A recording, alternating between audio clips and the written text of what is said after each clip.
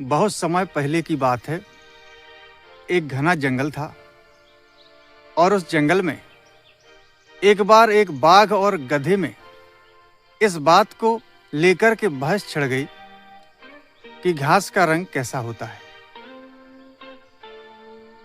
गधा कहता है कि घास का रंग नीला होता है और बाघ कहता है कि यह तो सभी जानते हैं कि घास का रंग हरा होता है।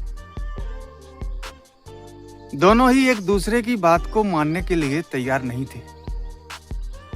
गधा जोर जोर से चिल्लाने लगा और कहने लगा कि घास का रंग नीला होता है। बहस इतनी बढ़ गई कि दोनों ही एक दूसरे पर जोर जोर से चिल्लाने लगे। फिर कहीं जाकर के दोनों ने कहा कि इसका निर्णय जंगल के राजा शेर करेंगे कि घास का रंग कैसा होता है। चलो दोनों शेर के पास चलते हैं। और दोनों ही शेर के पास जाने के लिए चल दिए। चलते चलते जब शेर के पास पहुंचे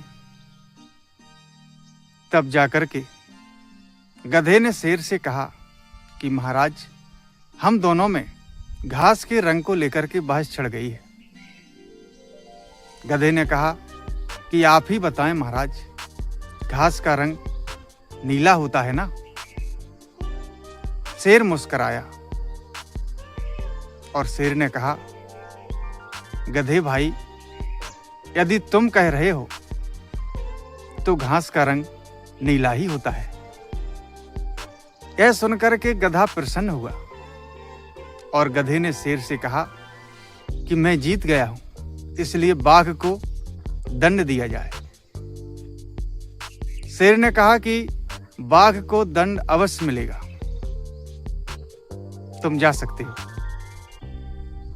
अपनी जीत की खुशी में गधा उछलते कूदते हुए वहां से चला गया।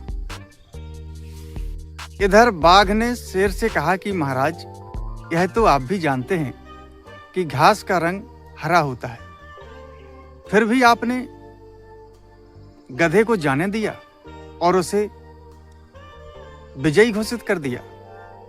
शेर ने कहा, तुम सच कह रहे हो कि घास का रंग हरा ही होता है, और घास के रंग को लेकर के मैंने तुम्हें दंड नहीं दिया है। मैंने तुम्हें दंड इस बात के लिए दिया है कि तुम जानते हो कि यह गधा है, फिर भी तुमने इससे बहस की। बाघ समझ गया कि जीवन में कभी गधों से अथवा मूर्खों से बहस नहीं करेगा। दोस्तों, हमारे जीवन में भी कभी कभी हमें ऐसे ही गधों से बहस करने के अवसर आते रहते हैं। मूर्ख का काम होता है कि वह पहले आपको अपने नीचे स्तर तक ले जाएगा और फिर आपको हराकर आपको नीचा दिखाएगा।